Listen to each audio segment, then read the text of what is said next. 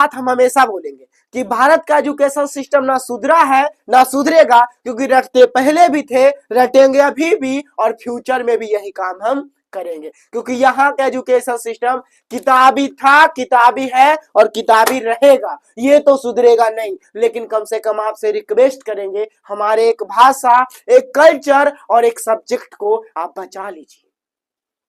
आज हम बात करने वाले हैं संस्कृत। संस्कृत जो है अपने आप में कितना चीज संग्रहित किए हुए हैं आप सोच नहीं सकते हैं, लेकिन फिर भी इसको हम क्या किए हैं, एक जाति विशेष बना करके रख दिए हैं। मतलब जो पंडित है वही संस्कृत पढ़ेगा, बोलेगा, समझेगा, जो करना है वही करेगा। आखिर क्यों?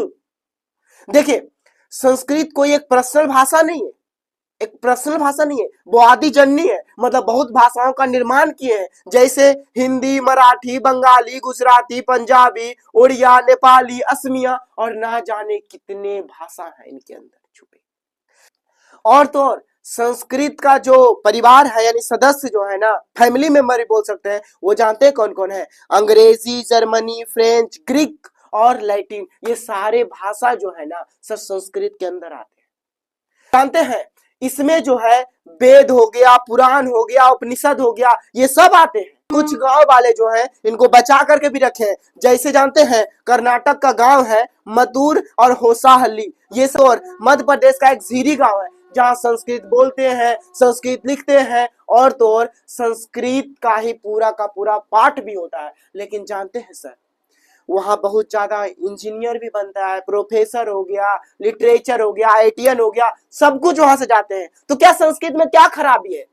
और अगर एक्स्ट्रा में आप उसको जोड़ भी दीजिएगा, कंपलसरी कर भी दीजिएगा, तो गुरुदेव आपका क्या बिगड़ जाएगा? संस्कृत को बचाइए, हमारे संस्कृति को बचाइए। कम से कम इतना तो कर सकते हैं ना, कुछ तो कर नहीं सकते हैं, कम से कम संस्कृत को बचा दीजिए। और हम बिहार बोर्ड वाले से भी तो रिक्वेस्ट करेंगे कि आप जिस तरह, देखिए हम ये नहीं बोल रहे हैं, हम तो ये भी कहेंगे कि इंग्लिश को भी आप क्या करिए ना, 10th में भी कंपलसरी कर दीजिए। क्या दिक्कत है? 600 मार्क्स का एग्जाम होगा, क्या फर्क पड़ जाएगा?